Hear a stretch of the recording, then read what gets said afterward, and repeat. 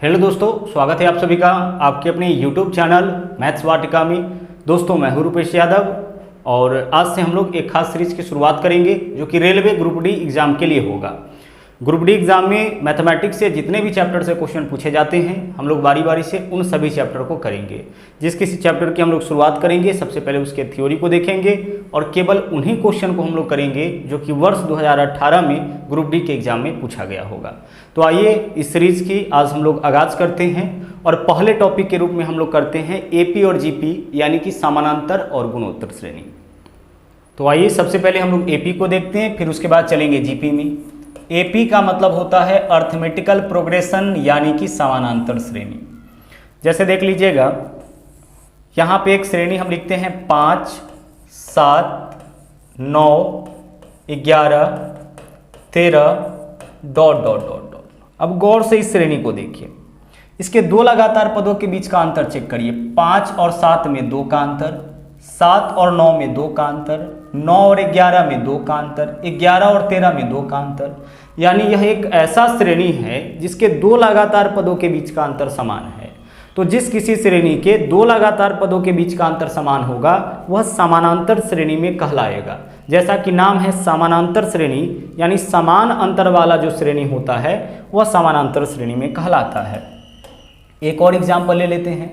जैसे यहाँ पे हम पहला टर्म लेते हैं 30, 35, उसके बाद आगे बढ़ते हैं 35 के बाद 40, 45 ...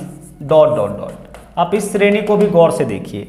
इसके दो लगातार पदों का अंतर चेक करिए कितना का, 30, 35 5 का अंतर, 35 और 40 5 का अंतर, 40 और 45 5 का अंतर। यानी यह भी एक ऐसा सीरीज है जिसके दो लगातार पदों के बीच का अंतर समान है, तो यह भी आपका कहलाएगा समानांतर श्रेणी में। जिस किसी श्रेणी के दो लगातार पदों के बीच का अंतर समान होगा वह समानांतर श्रेणी में कहलाएगा। अब इस टॉपिक में कुछ फॉर्मूला हम लोग यूज करते हैं जो कि आगे बहुत काम आएगा, तो उन फॉर्मूला को पहले हम लोग देख लेते हैं। जिसमें से जो पहला फॉर्मूला है वह है आपका Tn बराबर, यानी जब भी nवां टर्म निकालना होगा, nवां पद निकालना होगा, तो हम फॉर्मूला यूज करेंगे a + n-1 × d। यही फॉर्मूला का यूज करके हम लोग nवां पद निकालेंगे। nवां पद कहने का मतलब कि श्रेणी का पहला पद तो पता है, दूसरा, तीसरा, चौथा, पांचवा सब पद पता है, लेकिन मान लीजिए कि 10वां पद निकालना होगा तब क्या करेंगे, तब यही फॉर्मूला यूज करेंगे। 50वां पद निकालना होगा तब क्या करेंगे, इसी फॉर्मूला का हम लोगों को उपयोग करना है। जहां पे a के स्थान पर आपको लेना है प्रथम पद। इस फॉर्मूला में एक टर्म a है, a का मतलब क्या होगा, a का मतलब होगा प्रथम पद। आगे आपका n है, n का मतलब होगा पदों की संख्या, है ना, पदों की संख्या। और आगे d है, d का मतलब होगा डिफरेंस। डिफरेंस का हिंदी क्या होगा, सार्व अंतर। nवां पद निकालने के लिए फॉर्मूला क्या यूज करेंगे, a + n-1 × d। जहां a के स्थान पर श्रेणी का पहला पद लेंगे, n के स्थान पर हम लोग लेंगे, n के स्थान पर लेंगे पदों की संख्या और d के स्थान पर क्या लेना है, आपको डिफरेंस लेना है। जैसे मान लीजिए कि यह जो श्रेणी है, अगर हम इस श्रेणी का आपसे पूछे कि भाई इस श्रेणी का आप बताओ कि 10वां पद क्या होगा, तो गौर से देख लीजिए। पहला पद तो पता है कि 5 है, दूसरा पद पता है, तीसरा पता है, चौथा पता है, पांचवा पता है, लेकिन 10वां पद क्या होगा हमें नहीं पता है। यानी हमें क्या बताना इस क्वेश्चन में, T10 क्या होगा, 10वां टर्म क्या होगा। तो 10वां टर्म के लिए क्या फॉर्मूला यूज करेंगे, a। तो a का वैल्यू बोलिए इस क्वेश्चन में क्या होगा, 5। इसी क्वेश्चन की बात कर रहे हैं, इसका 10वां पद हमें निकालना है। तो a की जगह क्या लेंगे, 5 + n-1।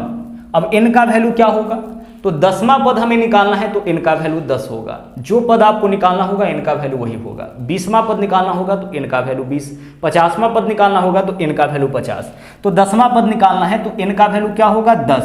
तो n के जगह 10 लेंगे तो 10 - 1 कितना होगा, यहाँ पे 9 हो जाएगा, इंटू n-1। तो n का वैल्यू 10, 10 - 1 यानी 9। उसके बाद गुना है d के जगह डिफरेंस। तो डिफरेंस कितना का इस श्रेणी में, 5 7 2 का, 7 9 2 का, डिफरेंस 2 का है। अब कैलकुलेशन करिए, 9 दूना 18 + 5 कितना हो जाएगा, 23। यानी इस श्रेणी का जो 10वां पद होगा ना वह आपका 23 हो जाएगा। 10वां पद कहने का मतलब देखिए, पहला पद, दूसरा, तीसरा, चौथा, पांचवा, इस तरह से आगे बढ़ेंगे, छठा, सातवां, आठवां, नौवां, 10वां। 10वें स्थान पर कौन सी संख्या होगा, 10वें स्थान पर 23 होगा। जैसे देख लीजिए इस श्रेणी का पांचवा पद क्या है, पांचवा पद देख लीजिए 13 है, 1 2 3 4 5। फॉर्मूला का उपयोग करके हम पांचवा पद निकालते हैं। पांचवा पद यानी कि 5 निकालना है। पांचवा पद क्या होगा a, तो a के जगह लेंगे 5 प्लस n-1। तो पांचवा पद निकालना है तो n के जगह 5, n के जगह क्या लेंगे 5, 5 माइनस 1 कितना हो जाएगा 4 इंटू डिफरेंस। डिफरेंस के स्थान पर क्या लेना है, 2 का अंतर चल रहा है श्रेणी में ना, तो 2 लेंगे। कैलकुलेशन करिए, 4 दूना 8 और 5 कितना हो जाएगा 13 हो जाएगा। पांचवा पद 13 आया। यहाँ देख लीजिए पहला, दूसरा, तीसरा, चौथा, पांचवा पद क्या है 13 है। तो कहने का यह मतलब है कि बहुत ही बेसिक सा फॉर्मूला है, सिंपल फॉर्मूला है। जब भी आपको nवां टर्म निकालना होगा तो फॉर्मूला क्या यूज करना है, a plus n-1 into D. जैसे पांचवा पद निकालना होगा ना तो a प्लस 5 माइनस 1, 5 माइनस 1 यानी कि 4d। पांचवा पद क्या होगा a प्लस 4d। 10वां पद क्या होगा a प्लस 9d, क्योंकि 10 माइनस 1 करिएगा तब तो 9 आ जाएगा ना, 9d। 11वां पद क्या होगा a प्लस 10d। ज़्यादा निकालना होता है इसलिए इसको और शॉर्ट कर रहे हैं। 20वां पद निकालना होगा तो क्या होगा a प्लस 19d हो जाएगा। ठीक है, चलिए अब हम लोग आगे बढ़ते हैं। मान लीजिए कि इस श्रेणी का 100वां पद निकालना होता तो फॉर्मूला क्या यूज करते, 100वां पद। अगर 100वां पद निकालना होता ना तो फॉर्मूला हम लोग यूज करते a प्लस n के जगह 100, 100 माइनस 1 99d। a के जगह a का वैल्यू है ना, d के जगह d का वैल्यू रखेंगे, 100वां पद आपका निकल जाएगा। तो एक तो फॉर्मूला हो गया आपका nवां पद निकालने का।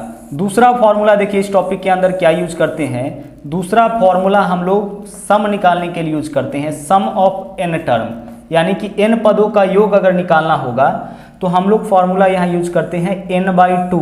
जितने पदों का योग निकालना होगा बट्टा में 2 करेंगे, n/2 into 2a plus n-1 into D. 2a plus n-1 into D. D हमेशा n-1 के गुना में रहेगा। इस फॉर्मूला का उपयोग करके हम लोग क्या निकालेंगे, इस फॉर्मूला का उपयोग करके हम लोग योग निकालेंगे। जैसे 10 पदों का योग, यहाँ देखिए 1 2 3 4 5 इस तरीके से सीरीज को अगर आगे बढ़ाए 10 पद लिखे तो पहले 10 पदों का योग क्या होगा, तो हम इस फॉर्मूला का उपयोग करेंगे। n/2 तो n के जगह 10, 10/2 5 हो जाएगा। 2a, a का मान 5 तो 5 दूना 10, n-1 10 पदों का योग निकालना है तो n के जगह 10, 10 माइनस से कितना होगा 9 और d के जगह डिफरेंस को लिखेंगे। यानी जब भी योग निकालना होगा तो हम इसी फॉर्मूला का यूज करेंगे, n/2 into 2a plus n-1 into D. लेकिन अगर हमें पहला और अंतिम पद पता हो उस केस में ना सम ऑफ n टर्म यानी n पदों का योग निकालने के लिए केवल आपको करना पड़ेगा n/2 इंटू पहला पद यानी कि a प्लस अंतिम पद यानी कि l। l से लास्ट होता है तो प्रथम पद प्लस अंतिम पद। यानी अगर अंतिम पद पता है इस श्रेणी में है ना, अंतिम पद दे दिया कि चलो भाई अंतिम पद जो है ना 2 के अंतर पे चल रहा है ना, तो अंतिम पद जो है वह 93 है। तो अंतिम पद पता है, पहला पद पता है, तब हम लोग इस फॉर्मूला का भी उपयोग कर सकते हैं योग निकालने के लिए। n/2 into a plus l, यानी पहला पद प्लस अंतिम पद। n का वैल्यू n के स्थान पर लिखेंगे यानी पदों की संख्या बट्टा 2, फर्स्ट प्लस लास्ट। इसका उपयोग कब करना है, जब अंतिम पद पता हो। लेकिन अंतिम पद पता न हो तब हम लोग योग किस फॉर्मूला से निकालेंगे, इस वाले से n/2 into 2a plus n-1 into D. तो इस दोनों फार्मूला का बहुत ही ज़्यादा हम लोग इस पूरे टॉपिक के अंदर यूज करेंगे, बहुत ही ज़्यादा यूज करेंगे। इसका आप स्क्रीनशॉट ले लीजिए क्योंकि आगे हम लोग चलेंगे जीपी में। और जैसा कि हमने आपको बताया कि एपी और जीपी के केवल उन्हीं क्वेश्चन को हम लोग करेंगे जो कि वर्ष 2018 में ग्रुप डी के एग्जाम में पूछा गया होगा। अब हम लोग चलते हैं जीपी में। एपी आपका समाप्त हुआ, अब हम लोग चलेंगे जीपी में। जीपी यानी कि ज्योमेट्रिकल प्रोग्रेशन गुणोत्तर श्रेणी। जिस श्रेणी के 2 लगातार पदों में गुणात्मक वृद्धि हो वह श्रेणी आपका गुणोत्तर श्रेणी में कहलाएगा। जैसे देखिए 5, 10, 20, 40, 80 ... गौर से इस श्रेणी को देखिए। क्या इस श्रेणी के 2 लगातार पदों के बीच का अंतर समान है? क्योंकि 2 लगातार पदों के बीच का अंतर अगर समान होगा तब तो समानांतर श्रेणी में हो जाएगा। तो देखते हैं 5 और 10 5 का अंतर, 10 और 20 10 का अंतर, 20 और 40 20 का अंतर। इस श्रेणी के 2 लगातार पदों के बीच का अंतर समान नहीं है, अतः यह श्रेणी समानांतर श्रेणी में नहीं है। अब चेक करते हैं कि क्या यह गुणोत्तर श्रेणी में है। तो देखिए 5 से 10 हुआ, कितना गुना वृद्धि हुआ? 2 गुना वृद्धि हुआ। फिर आगे चलिए 10 से 20 कितना गुना वृद्धि हुआ? 2 गुना वृद्धि हुआ। तो जिस श्रेणी में गुणात्मक वृद्धि होगा ना वह आपका कहलाएगा गुणोत्तर श्रेणी में। 20 से 40 2 गुना, 40 से 80 2 गुना। जिस श्रेणी के लगातार पदों में गुणात्मक वृद्धि होगा ना वह आपका क्या कहलाएगा, गुणोत्तर श्रेणी कहलाएगा। अब यहाँ पे भी हम लोगों को एनवां टर्म निकालना होगा, यानी टीएन फॉर्मूला यहाँ भी हम लोग यूज करेंगे। जैसे मान लीजिए कि इस श्रेणी का 20वां पद निकालना होगा, है ना। 5 पद तो पता है कि 5वां पद 80 है, चौथा पद 40 है। अगर 25वां पद निकालना होगा, 50वां पद निकालना होगा, तब तो फॉर्मूला यूज करना पड़ेगा। तो यहाँ पे टी एन बराबर होता है a into are to the power n-1, जहाँ पे ए का मतलब तो आपको पता ही है प्रथम पद, आर का मतलब सार्वनुपात होगा। सार्वनुपात कैसे निकालेंगे, आर का मतलब क्या होगा, सार्वनुपात होगा। तो सार्वनुपात ध्यान रखिएगा, अनुपात है यहाँ पे, आर फॉर रेशियो होता है और डी फॉर डिफरेंस। समानांतर श्रेणी में डिफरेंस का प्रयोग करते हैं और यहाँ पे आर यानी कि सार्वनुपात। जैसे ए और बी का अनुपात निकालना होगा तो ए बट्टा बी करेंगे। तो आर का मान कैसे निकालेंगे, तो प्रत्येक अगले पद में पिछले पद से भाग करिएगा तो आर का मान निकल जाएगा। जैसे इस श्रेणी में आर का मान क्या होगा, तो 10/5 करिए, आर का मान निकल जाएगा। 10/5 बोलिए क्या होगा, 10/5 2 हो गया, आर का मान 2 हो गया। 20/10 करिए, 40/20 करिए, हर जगह से क्या आएगा, 2 आएगा। कहने का मतलब कि आर फॉर क्या होता है, रेशियो यानी कि सार्वनुपात। अनुपात कैसे निकालेंगे, प्रत्येक अगले पद में पिछले पद से भाग करेंगे तो इससे आपका सार्वनुपात निकल जाएगा। समानांतर श्रेणी में डिफरेंस निकालते हैं, जबकि यहाँ पे क्या निकालते हैं, सार्वनुपात। और एन का मतलब क्या होगा, नंबर ऑफ टर्म। जैसे देखिए इस श्रेणी का, अगर मान लीजिए कि हमें इस श्रेणी का छठा पद निकालना होगा, ठीक है, छठा पद यानी T6 अगर निकालना इस श्रेणी का तो कैसे निकालेंगे। अब गौर से देखिएगा, ए तो ए के जगह क्या लेंगे हम, ए के जगह लेंगे 5 इंटू आर। तो आर का वैल्यू बोलिए क्या होगा, प्रत्येक अगले पद में पिछले पद से भाग करिए तो 10/5 2। तो आर का मान यहाँ पे क्या है, 2। एन के जगह छठा पद निकालना है तो एन के जगह 6, तो 6 - 1 कितना होगा, 5। 2 का पावर 5 32 और 32 पंचे कितना होता है, 160। यानी इस श्रेणी का जो छठा पद होगा वो 160 हो जाएगा। डायरेक्ट चलिए 5 10 20 40 80, 80 के बाद इसका 2 गुना 160, यही तो होगा। पहला, दूसरा, तीसरा, चौथा, पांचवा, छठा, छठा पद वैसे भी कितना आया, 160 आया। तो जो भी पद आपको निकालना होगा ना, हम लोग इसी फॉर्मूला का उपयोग करेंगे। Tn बराबर a into are to the power n-1, यह जीपी में चलता है, और एपी में क्या यूज करेंगे, a + n-1 इंटू डी। अब यहाँ पे भी देख लीजिए, हम लोग योग निकालते हैं। मान लीजिए कि n पदों का यहाँ योग निकालना पड़ेगा, जैसे आप एपी में निकाले थे, उसी तरह से अगर यहाँ पे योग निकालना होगा तो योग के लिए फॉर्मूला यूज करेंगे a into 1 - R to the power n, ठीक है, बट्टा 1 - आर। इस फॉर्मूला का उपयोग आपको करना है जब भी योग निकालना होगा। Sn बराबर a into 1 - R to the power n बट्टा 1 - आर। या फिर दूसरा जो फॉर्मूला है वह है a into are to the power n-1 बट्टा r-1। अब इस दोनों फॉर्मूला को आप गौर से देखिएगा तो पता चलेगा कि सेम ही वेरिएबल का उपयोग हुआ है दोनों जगह। सम ऑफ n यानी n पदों का अगर योग निकालना होगा तो या तो हम इस फॉर्मूला का उपयोग करेंगे या फिर इस फॉर्मूला का। अच्छा, इस वाले फॉर्मूला का उपयोग कब करेंगे, तो देखिए 1 में से r को माइनस कर रहे हैं, तो 1 में से r यहाँ माइनस हो रहा है और यहाँ पे r-1 हो रहा है। तो अगर r का मान, इस फॉर्मूला का उपयोग कब करना है, अगर r का मान 1 से छोटा हो, ठीक है, 1 से छोटा, 1 सेकेंड हो जाइए, जो r का मान हो वह अगर छोटा हो 1 से, तब आपको इस फॉर्मूला का उपयोग करना है, यानी वैल्यू हमें पॉजिटिव लाना है। तो अगर r का मान 1 से छोटा होगा तभी तो 1 में से 1 से छोटी वैल्यू को घटाएंगे तो मान पॉजिटिव आएगा। लेकिन अगर r का मान 1 से बड़ा हो, r का मान क्या हो, 1 से बड़ा हो, उस केस में आपको इस फॉर्मूला का उपयोग करना है, यानी r पहले लिखना है और 1 बाद में, क्योंकि बड़ी वैल्यू में से आपको हमेशा छोटी वैल्यू हटाना है, वैल्यू नेगेटिव नहीं लेना है। क्या करना है, बड़ी वैल्यू में से छोटी वैल्यू घटाना है। तो अगर r का मान 1 से छोटा होगा तो 1 में से r घटाने वाला फॉर्मूला, और अगर r का मान 1 से बड़ा होगा तो r में से 1 घटाने वाला फॉर्मूला, इस दोनों फॉर्मूला का आपको उपयोग करना है, ठीक है, जीपी की अगर बात करें तो। और एक और फॉर्मूला हम लोग यूज करते हैं जीपी के अंदर, अगर सम ऑफ इनफाइनाइट अनंत पदों का योग निकालना होगा तो फॉर्मूला यूज करेंगे a बट्टा 1 माइनस आर, केवल इतना सा a बट्टा 1 माइनस आर। जैसे इस श्रेणी के अनंत पदों का योग निकालना होगा, डॉट डॉट सीधे लिख दे, बोले अनंत पदों का योग क्या होगा, तो हम लोग इसका उपयोग करेंगे a बट्टा 1 माइनस आर। एक के जगह प्रथम पद, एक के जगह एक और आर के जगह जो सार्वनुपात होगा उसको लिखेंगे, इससे अनंत पदों का योग निकलेगा। तो कुल मिला के इतना फॉर्मूला हम लोग यूज करेंगे जीपी के अंदर, और बाकी जो फॉर्मूला आपको एपी के अंदर यूज करना है उसको भी आप देख चुके हैं। अब आ जाते हैं हम लोग क्वेश्चन के ऊपर। देखिएगा पहला क्वेश्चन क्या है, जैसा कि हमने पहले ही आपको बताया है कि केवल वर्ष 2018 में ग्रुप डी के पेपर में जो क्वेश्चन पूछा गया है ना, उन्हीं क्वेश्चन को करेंगे, और ग्रुप डी में सिंपल क्वेश्चन ही पूछा जाता है। यहाँ बोला है कि समानांतर श्रेणी 5, 11, 17 में 23वां पद क्या होगा। अब बात समानांतर श्रेणी की हो रही है, तो 23वां पद निकालना है, यानी कि tn निकालना है। तो tn बराबर क्या होता है, formula a plus n minus 1 into D. लगा दीजिए a plus n minus 1 into D.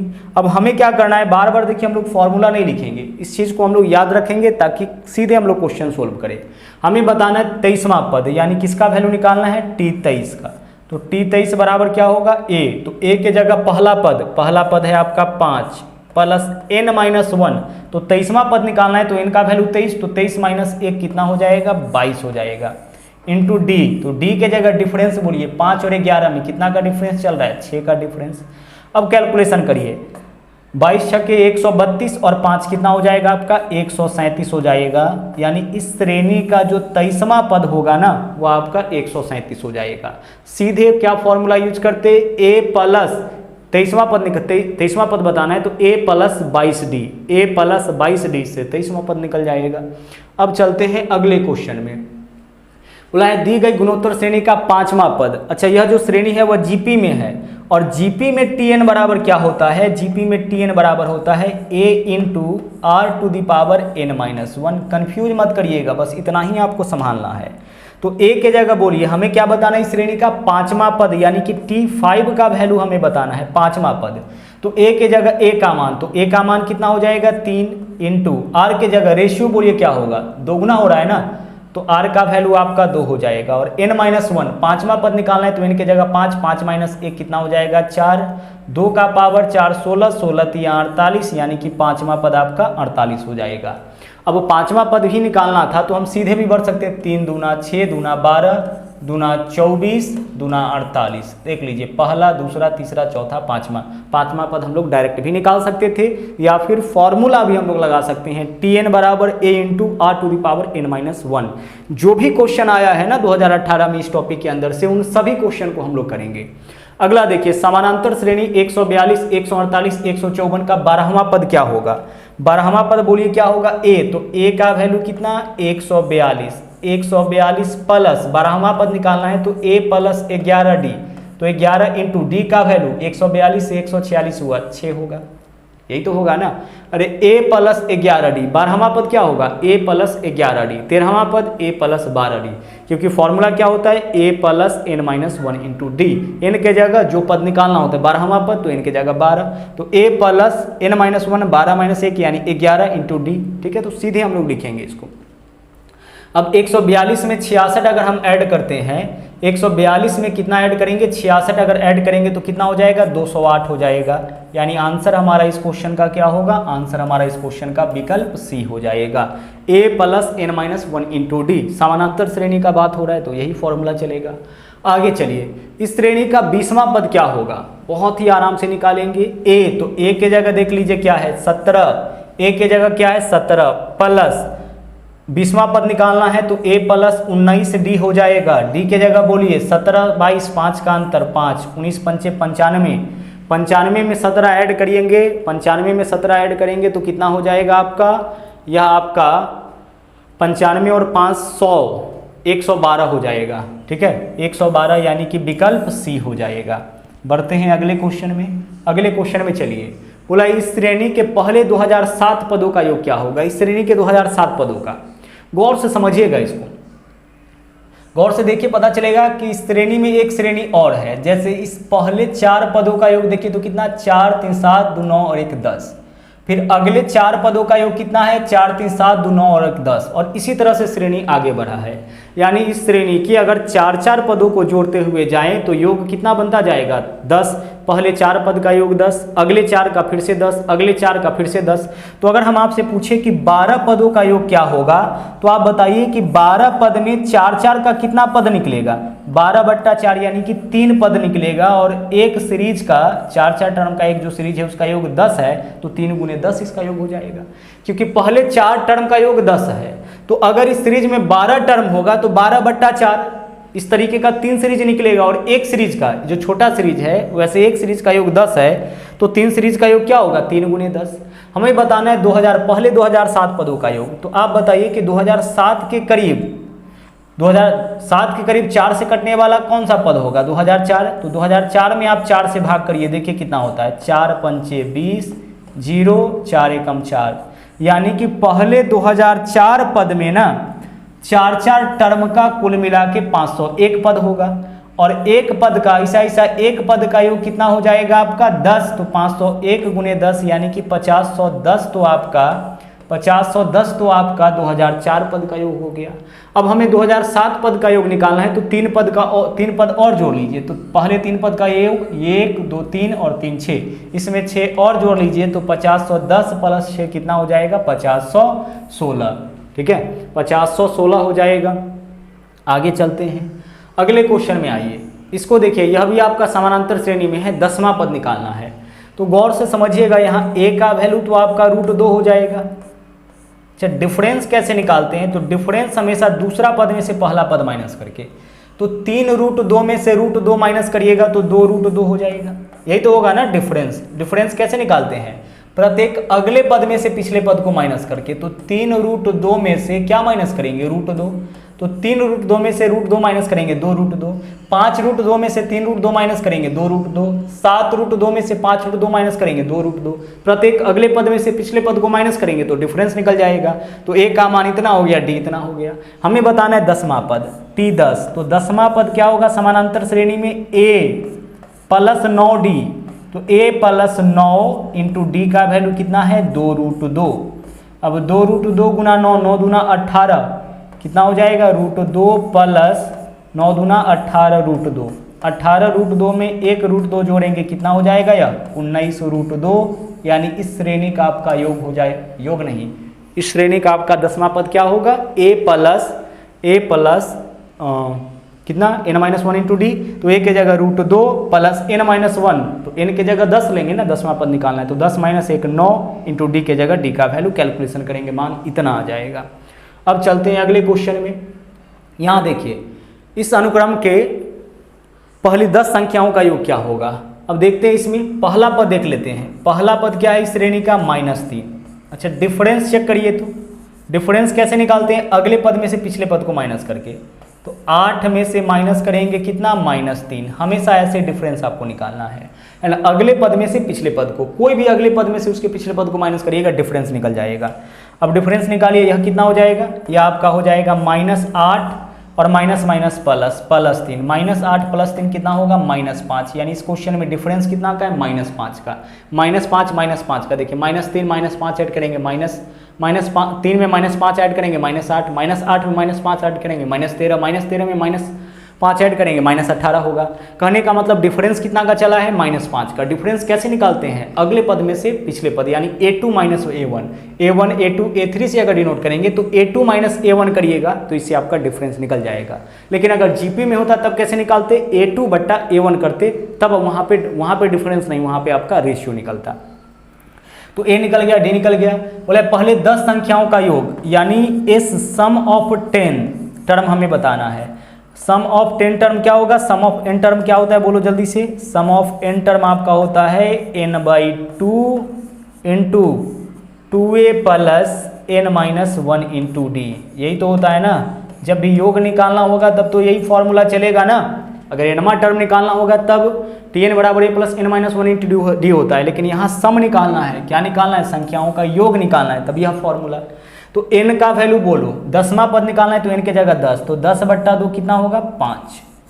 2a, तो a का मान -3 में 2 से गुना करेंगे, -6 हो जाएगा, + n-1, तो n का वैल्यू क्या है -5, -5 में से -1 करेंगे कितना हो जाएगा -6 हो जाएगा, n -1 तो n की जगह -5 -1 -6 हो जाएगा इंटू डिफरेंस है ना, n-1 एक सेकेंड रुक जाइएगा, n-1 के जगह गलत वैल्यू ले लिए हैं, n का वैल्यू तो आपका यहाँ पे n का वैल्यू तो 10 होगा ना, 10 पदों का योग निकालना, तो 10 - 1 कितना हो जाएगा, 10 - 1 कितना हो जाएगा यहाँ पे 9 इंटू डिफरेंस, डिफरेंस कितना का -5 का। अब वैल्यू देख लीजिए सही आया, देख लीजिए यहाँ पे n/2 तो 10 पदों का योग निकालना है तो n का वैल्यू 10 होगा, तो 10/2 5 इंटू 2a, a का मान -3, 2 गुने -3 -6 प्लस n-1 10 पदों का योग निकालना है तो n का मान 10, 10 - 1 9 इंटू d कितना का -5 का।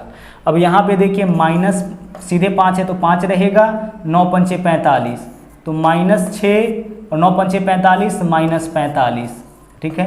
यह कितना हो जाएगा आपका, यह हो जाएगा आपका 5 गुना -6 में -45 ऐड करेंगे तो -51 यही तो होगा, और -51 गुने 5, 51 में 5 से गुना करेंगे 5 × 5 = 25 255, चिन्ह माइनस का है तो माइनस का रहेगा, यानी कि -255 इस सीरीज का आपका योग हो जाएगा, यानी इस सीरीज के पहले 10 पदों का योग आपका माइनस कितना 255।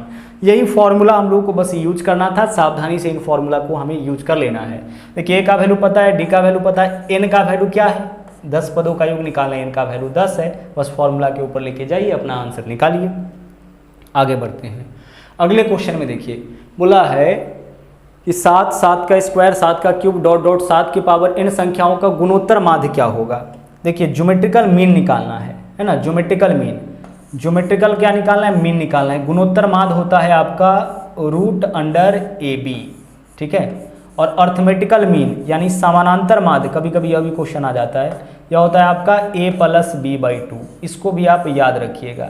यह इसको क्या बोलते हैं हम लोग, इसको बोलते हैं गुणोत्तर माध्य, मीन का मतलब माध्य होता है, और एम को क्या बोलते हैं, अर्थमेटिकल मीन यानी कि समानांतर माध्य। गुणोत्तर माध्य √AB, समानांतर माध्य a + b/2, समानांतर माध्य जैसे औसत निकालता वैसे निकालेंगे।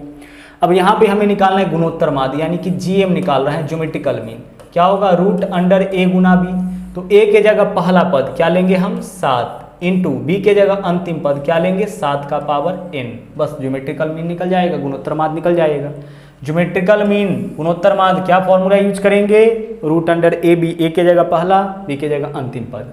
अच्छा 7 का पावर कुछ नहीं है तो क्या पावर होगा, 1 पावर होगा। अब गौर से देखिए दोनों का बेस सेम है, गुना में तो पावर जुटेगा, तो 1 में n जोड़ेंगे तो 1 + n या n+1 हो जाएगा, तो 7 का पावर n+1। अच्छा रूट में है तो रूट हटाएंगे तो पावर के बट्टा में आ जाएगा ना, यहाँ से हटाएंगे रूट, यहाँ से अगर रूट हटाते हैं करनी में कुछ नहीं होता है तो 2 होता है, 2 हटाएंगे तो इसके पावर के बट्टा में आ जाएगा। जैसे x का पावर अगर इस तरह से लिखा जाता है तो हम क्या लिखते हैं इसके लिए, x का पावर 3, रूट हटाएंगे तो पावर के बट्टा में 2 आ जाएगा। तो उसी तरह से यहाँ वाला जो 2 है इसके पावर के 7 के पावर के बट्टा में आ जाएगा, तो 7 का पावर n+1 बट्टा कितना हो जाएगा, 2 हो जाएगा। आगे बढ़ते हैं, अगला है 16, 32, 64, 128, इस क्रम का 11वां अंक क्या होगा। गौर से देखिए यह श्रेणी जो है वो आपका किस में है, जीपी में है, गुणोत्तर वृद्धि हो रहा है तो जीपी में होगा ना, है ना, जीपी में गुणात्मक वृद्धि हो रहा है तो जीपी में होगा। चाहे इस जीपी में है तो इसका पहला पद क्या है 16, सार्व अंतर देख लीजिए कितना का, कितना गुना का वृद्धि हो रहा है, 2 गुना का वृद्धि हो रहा है। हमें बताना है 11वां पद यानी n का वैल्यू क्या होगा, 11 होगा, और चूंकि बात जीपी का हो रहा है इसलिए जीपी में Tn बराबर क्या होता है, a × r⁻n−1 होता है। लगाइए फॉर्मूला, a के जगह t क्या निकालना है हम लोगों को 11, तो n का वैल्यू 11, a के जगह a का मान 16 इंटू r के जगह क्या वैल्यू लेंगे 2, n-1, n के जगह 11, 11 - 1 कितना होगा 10।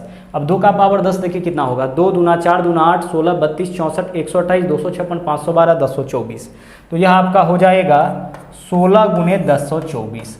अब 16 में आप 1024 से गुना करिए, 16 गुने 1024 यह आपका हो जाएगा 16 चौके 64, 4 हासिल 6, 16 दूना 32 और 6 38, 8 हासिल 3, 16 ढाई 108 और 3 163, यानी 16,384, 16,384 यानी कि विकल्प बी जो है ना वह हमारा आंसर हो जाएगा।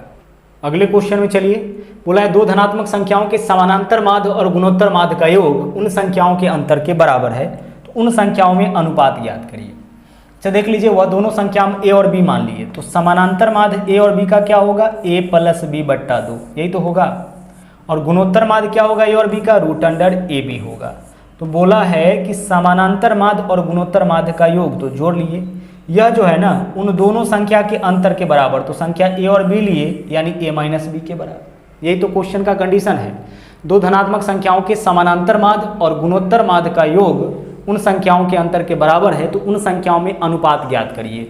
यहाँ पे उन संख्याओं में अनुपात दे रखा है, यानी पहला संख्या अनुपात दूसरा संख्या, पहला संख्या अनुपात दूसरा संख्या। इस क्वेश्चन को यहाँ से हम लोग बनाएंगे बाई ऑप्शन, जिस ऑप्शन को ए और बी के स्थान पर रखने पर यह इक्वेशन सेटिस्फाई हो जाए वही हमारा आंसर होगा। तो अगर हम वह संख्या 9 और 1 लेते हैं तो 9 और 1 का समानांतर माध्य निकालिए, 9 1 10 बट्टा 2 कितना होगा, 5। गुणोत्तर माध्य निकालिए, रूट अंडर 9 गुणे 1, 9 गुना 1 9, 9 का वर्गमूल करेंगे 3, 5 और 3 8।